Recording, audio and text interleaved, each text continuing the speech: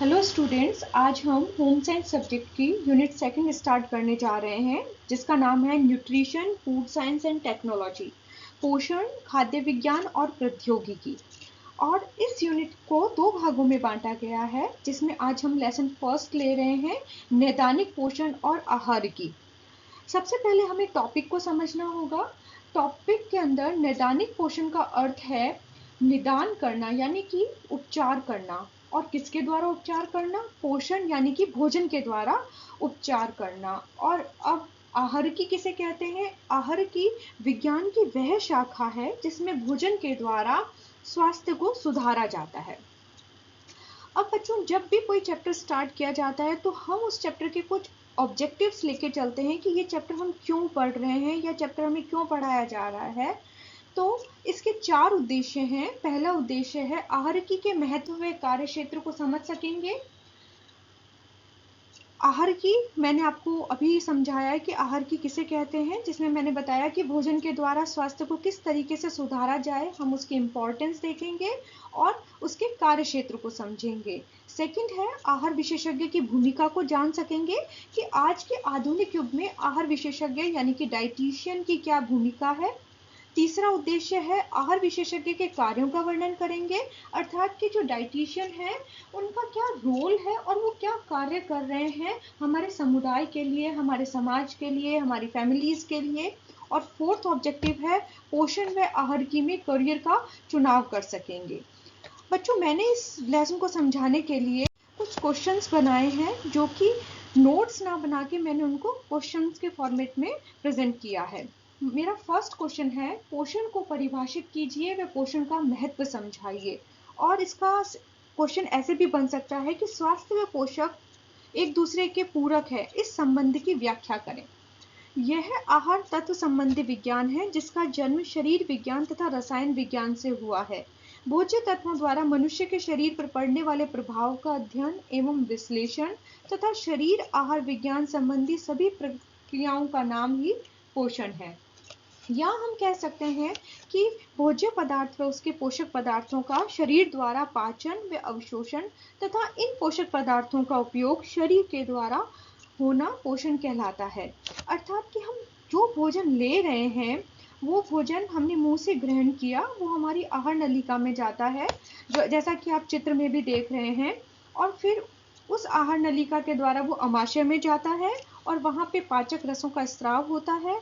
ये जो पाचक रस हैं, ये भोजन के साथ मिलकर सभी कोशिकाओं और उत्तकों तक भोजन पहुंचाया जाता है और वहां पे जो भी आवश्यक तत्व होते हैं, जो भी आवश्यक पोषक तत्व है, वो उन कोशिकाओं और उत्तकों के द्वारा अवशोषित कर लिए जाते हैं और उन्हें शरीर के कार्यों में लगा दिया जाता है और शरीर कार्य करने में इन पोषक पदार्थों का उपयोग किया जाता है। इसके अलावा जो आहार है उसका प्रभाव और उसका महत्व अगर हम कहेंगे तो हमारे सामाजिक जीवन पे, मनोविज्ञान और आर्थिक पहलुओं से भी है। पोषण हमारे शरीर की रोग प्रतिरोधक क्षमता बढ़ाने का कार्य करता है। रोग प्रतिरोधक क्षमता अर्थात कि रोगों से लड़ने की क्षमता।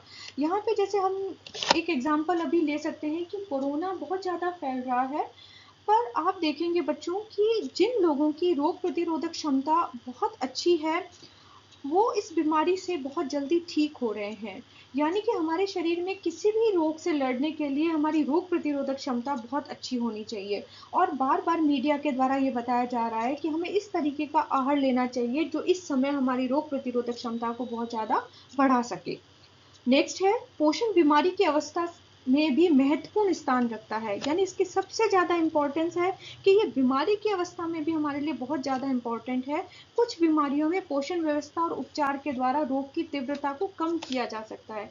अर्थात बीमारी के दौरान हमें इस तरीके का आहार दिया जाता है जिससे कि हमारा रोग जल्दी ठीक हो जाए, हमारी बीमारी जल्दी ठीक हो और जो उसकी तीव्रता है वो कम हो जाए। बीमारी की जो तीव्रता है, वो बीमारी बढ़ने की जो तीव्रता है वो कम हो जाए आहार के द्वारा। सेकंड क्वेश्चन है आहार के शब्द को अपने शब्दों में समझाइए। पोषण विज्ञान की वह शाखा जिसमें पोषक भोज्य पदार्थों की उचित मात्रा द्वारा असाध्य और गंभीर बीमारी को नए वैज्ञानिक पोषण मूल्यांकन तरीके का उपयोग कर ठीक किया जाता है।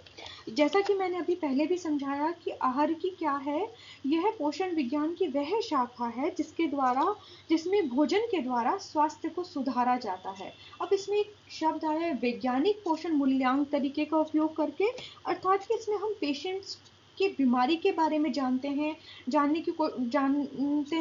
और इसके अलावा हम ये देखते हैं कि वो किस स्थिति में है, उसके शरीर को कौन कौन से पोषक तत्वों की कितनी आवश्यकता है, कम आवश्यकता है, ज़्यादा आवश्यकता है, उनकी कार्य करने की प्रणाली क्या है, ये सारा कुछ पूरी योजना बनाई जाती है, उसका मूल्यांकन किया जाता है और उसके बाद उसको पेशेंट के ऊपर इम्प्लीमेंट किया जाता है कि पेशेंट को आहार किस तरीके से लेना है। नेक्स्ट क्वेश्चन है, आहार विशेषज्ञ की महत्ता हमारे आधुनिक युग में बढ़ती जा रही है, उपरोक्त कथन पर अपने विचार प्रस्तुत कीजिए। देखो बच्चों, अभी तक हमारे पास 3 नए शब्द आए हैं, जिसमें पहला शब्द था पोषण, जिसे कि आप पहले 11th में भी पढ़ चुके हैं। उसके बाद आपके पास नया शब्द आया आहार की, और अब थर्ड वर्ड है आहार विशेषज्ञ यानी डाइटिशियन।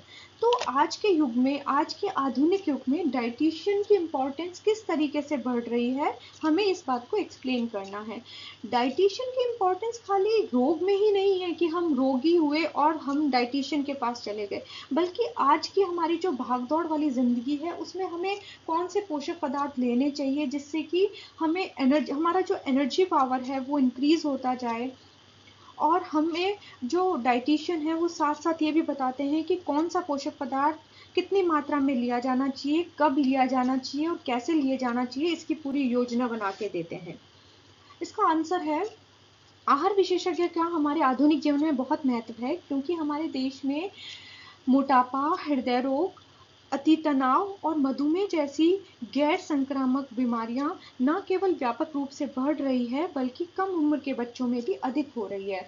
आज के आधुनिक युग में बच्चों आप देख रहे होंगे कि जो मोटापा है वो बहुत ज़्यादा बढ़ते जा रहा है, क्योंकि हमारा जो फिजिकल एक्टिविटी है वो बहुत कम है और हम हर समय टेंशन लेते रहते हैं, छोटी छोटी बातों पे हमें टेंशन होती जाती है। छोटे बच्चों में भी बहुत सारी बीमारियां हो रही हैं, क्योंकि उनका मेंटल वर्किंग तो बहुत ज़्यादा है, बट उनकी फिजिकल वर्किंग है वो थोड़ी कम हो गई है, इसलिए हमें डाइटिशियन की आवश्यकता पड़ती है।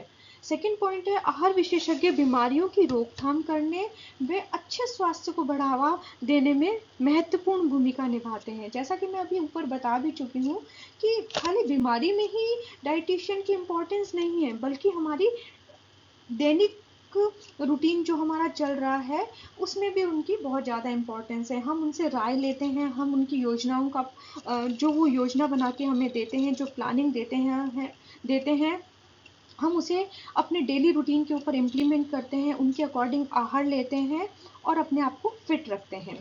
थर्ड पॉइंट है, आहार विशेषज्ञ के द्वारा असाध्य और गंभीर बीमारियों को नए वैज्ञानिक पोषण मूल्यांकन तरीके का उपयोग कर ठीक किया जाता है। अब फोर्थ क्वेश्चन है, आहार चिकित्सा के उद्देश्यों का वर्णन करो। आहार चिकित्सा के 4 उद्देश्य हैं हमारी एनसीईआरटी की बुक में, जिसमें पहला उद्देश्य है मरीज के भोजन की प्रकृति को ध्यान में रखते हुए आहार की सूची तैयार करना। अब जो डाइटिशियन होता है वो आहार चिकित्सा में सबसे पहले ये देखता है कि उसके भोजन की प्रकृति क्या है, जो पेशेंट है वो किस तरीके का भोजन लेना पसंद करता है, वो वेजिटेरियन है, वो नॉन वेजिटेरियन है, और उसे किस तरीके की बीमारी है जिसमें उसे तरल पदार्थ दिया जा सके, ठोस पदार्थ दिया जा सके, किस तरीके से आहार दिया जाना चाहिए, हमें उसकी सूची बनानी होती है। दूसरा ऑब्जेक्टिव है बीमारी के हालात को सुधारने और नियंत्रण में रखने के लिए वर्तमान आहार में परिवर्तन करना। स्टूडेंट्स, इसमें हम ये देखेंगे कि बीमारी की हालत को सुधारने के लिए, जैसे किसी को शुगर हो रखी है तो हम सबसे पहले तो उसको सुधारने की कोशिश करेंगे। इसमें डाइटिशियन का भी पूरा रोल रहता है और डॉक्टर का भी। आप डॉक्टर और डाइटिशियन में डिफरेंस समझे कि डॉक्टर तो हमें दवाई देने का काम करता है, वो हमें दवाइयों के द्वारा ठीक करता है, और जो डाइटिशियन है वो अपने आहार की योजना के द्वारा हमारी बीमारी को कम करने की कोशिश करता है और उसे ठीक करता है। और नियंत्रण में रखने के लिए वर्तमान आहार में परिवर्तन करना, जैसे कि मैंने अभी बोला कि अगर किसी को शुगर है तो हम उसको कंट्रोल करना हमारे लिए बहुत ज़रूरी है। इसके लिए आवश्यक है कि हम मीठा कम खाएंगे, हम अपने आहार के अंदर कार्बोहाइड्रेट की मात्रा कम रखेंगे, जिसमें कि चावल कम खाना है, आलू कम खाना है और जूसेस कम लेने हैं। ये सारी चीज़ों का हम ध्यान रखेंगे, तभी हम अपने रोग के ऊपर नियंत्रण कर सकेंगे। अब ये नियंत्रण किसके द्वारा हो रहा है? आहार के द्वारा हो रहा है। थर्ड पॉइंट है पोषण की कमी की स्थिति में आहारहीनता को दूर करना। और फोर्थ पॉइंट है लंबे समय से चली आ रही बीमारियों में आहार उपचार अल्पकालीन व दीर्घकालीन समस्याओं को रोकने में मदद करता है। मतलब हमारे जो आहार चिकित्सा है वो हमारे पोषण की कमी को दूर करने का कार्य करती है कि कौन से पोषक पदार्थ की हमारे में कमी है। जैसे कि अगर आयरन की कमी है और हमारा खून कम बन रहा है, तो हम जो डाइटिशियन है वो हमें आहार चिकित्सा के द्वारा हमें ऐसे खाद्य पदार्थ सजेस्ट करेंगे या उनकी योजना बना के देंगे जिससे कि रक्त की कमी को दूर किया जा सके। और लंबे समय से चली आ रही बीमारियों में आहार उपचार किया जाता है, जो कि मैं अभी ऊपर भी समझा चुकी हूँ कि जैसे शुगर है तो हम उसके लिए योजना बनाएंगे और उसको अपने डेली रूटीन के अंदर इम्प्लीमेंट करेंगे जिससे कि हम फिट रह सकें। फिफ्थ क्वेश्चन है आहार विशेषज्ञ के द्वारा कौन कौन से कारकों का ध्यान रखना आवश्यक है। और इसका दूसरा प्रश्न एग्जाम में इस तरीके से भी आ सकता है कि एक मरीज के लिए आहार की योजना बनाते समय आहार विशेषज्ञ की योजना पर किन किन कारणों का प्रभाव पड़ता है। मतलब आहार विशेषज्ञ जब योजना बना रहा है तो कौन कौन से कारक है जिसको ध्यान में रख के उन्हें अपनी योजना बनानी होती है। पहला है पोषण तनाव, अर्थात कि जो पेशेंट है उसकी अवस्था को ध्यान में रख के योजना बनाई जाती है कि उसे कौन सा पोषण दिया जाना चाहिए, कितनी मात्रा में दिया जाना चाहिए, कब दिया जाना चाहिए और आहार में किस तरीके के परिवर्तन करके उसको वो पोषण दिया जाना चाहिए। दूसरा है कि यह देखना चाहिए कि पोषण के कारण पेशेंट को कोई मानसिक तनाव तो नहीं है। जैसे कि कुछ फूड ऐसे होते हैं जिसे हम लेना पसंद नहीं करते, हमें टेंशन हो जाती है नहीं ये खाना हम नहीं खा पाएंगे। और भी बहुत सारी टेंशन होती हैं कि नहीं मैं मोटी ना हो जाऊं उसको खाने के बाद में, या मेरी कैलोरीज बहुत ज़्यादा बढ़ जाएगी तो मैं उसको उस कैलोरीज को किस तरीके से बर्न करूंगी। हम इस तरीके के मानसिक तनाव में ना रहें, ये ध्यान में रख के योजना बनाई जाती है। तीसरा है भोजन की स्वीकार्यता पर अस्वस्थता का प्रभाव। आहार विशेषज्ञ को रोगी के भोजन की रुचि अरुचि को ध्यान में रखते हुए भोजन की योजना बनानी चाहिए, क्योंकि बहुत ज़्यादा ज़रूरी है कि हम अपनी जिन पोषक पदार्थों को हम अपनी योजना में इंक्लूड कर रहे हैं वो पेशेंट की थोड़ी रुचि के अनुसार होना चाहिए। अगर वो उसको लेगा ही नहीं तो हमारी योजना भी खराब हो जाएगी, जो डाइटिशियन है उनकी योजना खराब हो जाएगी और पेशेंट भी जल्दी ठीक नहीं हो पाएंगे। फोर्थ पॉइंट है परिष्कृत चिकित्सीय आहारों की स्वीकार्यता।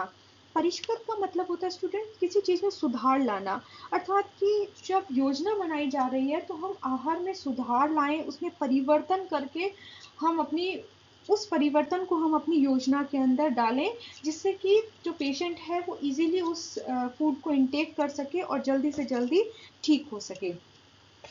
स्टूडेंट्स ये मैंने 5 क्वेश्चंस रखे हैं सेकेंड यूनिट के फर्स्ट चैप्टर से, आपको समझ आए होंगे। आप इन प्रश्नों को पढ़ें और समझें। मैंने नेक्स्ट 5 क्वेश्चन भी तैयार कर रखे हैं जो कि मैं पार्ट 2 में लेके आऊंगी आप लोगों के लिए। जब तक आप इन्हें पढ़ें और समझें। Thank you so much.